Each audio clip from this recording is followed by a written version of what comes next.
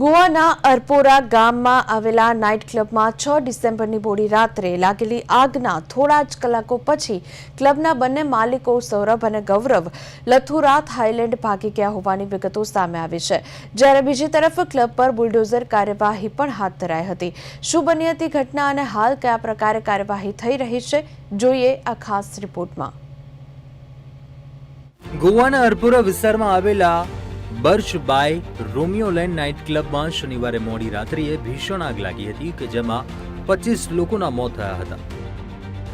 અગ્નિકાંડની ઘટના બાદ રાજ્યના મુખ્યપ્રધાન પ્રમોદ સાવંતે જણાવ્યું કે ક્લબના chief general manager Rajiv Modak, general manager Vivek Singh, bar manager Rajiv Singhania અને ગેટ મેનેજર રિયાંશુ ઠાકુરની પોલીસે અટકાયત કરી છે અને આ તમામની વિરુદ્ધ બેદરકારી અને નિયમોના ઉલ્લંઘનનો આરોપ લાગ્યો છે। જોકે ક્લબના માલિક સૌરભ લુથરા અને ગૌરવ લુથરાની સામે એફઆઈઆર નોંધાઈ છે, પરંતુ હાલ જે વિગત સામે આવી છે કે ક્લબના બંને માલિકો સૌરભ અને ગૌરવ લુથરા થાઇલેન્ડ ભાગી ગયા છે। ગોવા પોલીસે હવે સીબીઆઈ દ્વારા ઇન્ટરપોલની મદદ માંગી છે। આરોપીઓ ઘટનાના દિવસે જ મુંબઈથી ફુકેટ થાઇલેન્ડ જવા માટે ફ્લાઇટમાં બેઠા હતા અને ભારતથી ભાગી ગયા હતા। બ્યુરો ઓફ ઇમિગ્રેશને અહેવાલ આપ્યો છે કે આગ લાગ્યા પછી તરત જ બંને માલિકો 7 ડિસેમ્બરના રોજ સવારે 5:30 વાગે ફુકેટ જવા રવાના થયા હતા। ગોવા પોલીસે રેસ્ટોરન્ટ અને બાર માલિકો ગૌરવ અને સૌરભ લુથરાના દિલ્હીના ઘરો પર એક ટીમ મોકલી હતી, પરંતુ તેઓ મળી આવ્યા ન હતા। ગોવા પોલીસે તેમના ઘરે નોટિસ લગાવી છે।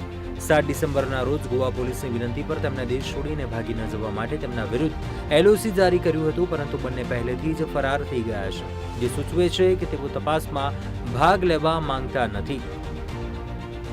જ્યારે ગોવા પોલીસે સીબીઆઈની મદદથી ઇન્ટરપોલ દ્વારા તેમના લોકેશન શોધવાના પ્રયાસો શરૂ કર્યા।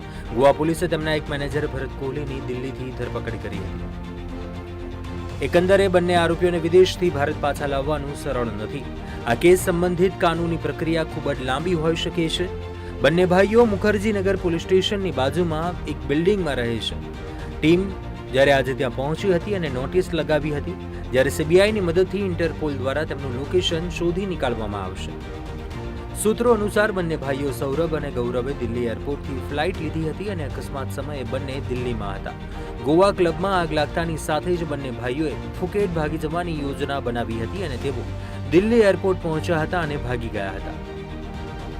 તો બીજી તરફ મુખ્યમંત્રી પ્રમોદ સાવંતે પણ કડક વલણ અપનાવ્યું છે અને પ્રશાસનને સ્પષ્ટ સૂચના આપી છે કે આરોપી લુથરા બંધુઓના મુખ્ય આઉટલેટ રોમિયો લેન વાગેટરને તાત્કાલિક અસરથી તોડી પાડવામાં આવે, જેનો સીધો અર્થ એ થઈ રહ્યો છે કે પોલીસને આ આઉટલેટને બુલડોઝર કાર્યવાહી કરવાનો આદેશ અપાયો છે। તપાસ દરમિયાન એ પણ જાણવા મળ્યું કે વાગેટર બીચ નજીક સ્થિત રોમિયો લેનનો મોટો ભાગ સરકારી જમીન પર ગેરકાયદેસર રીતે બનાવાયો હતો અને આજે બુલડોઝર એક્શન કાર્યવાહી પણ જોવા મળી। ગોવા પ્રવાસન વિભાગે ગેરકાયદેસર અતિક્રમણને હટાવવાની કાર્યવાહી પણ હાથ ધરી હતી। ઉલ્લેખનીય છે કે આ ક્લબ ગોવામાં લુથરા બંધુઓનો સૌથી મોટો અને સૌથી પ્રખ્યાત નાઇટ ક્લબ હતો। ઇન્ટરપોલે બે આરોપી માલિકો સૌરભ લુથરા અને ગૌરવ લુથરાની સામે બ્લુ કોર્નર નોટિસ પણ જારી કરી છે અને ગોવા પોલીસે આ સંદર્ભમાં સીબીઆઈને પણ પત્ર લખ્યો છે। જ્યારે પોલીસ તપાસમાંથી બીજો એક ચોંકાવનારો ખુલાસો થયો છે। રોમિયો લેન ક્લબનું ટ્રેડ લાયસન્સ માર્ચ 2024માં સમાપ્ત થયું હતું અને ગોવા પંચાયતે રાજ કાયદાની કલમ 72 હેઠળ સ્થાનિક પંચાયતની ક્લબને સીલ કરવા અથવા તો બંધ કરવાનો સંપૂર્ણ અધિકાર હતો, પરંતુ કોઈ કાર્યવાહી થઈ ન હતી। આ બેદરકારી અંગે પણ અલગથી તપાસનો આદેશ આપવામાં આવ્યો છે। બ્યુરો રિપોર્ટ, પ્રદેશ 24 ગુજરાતી।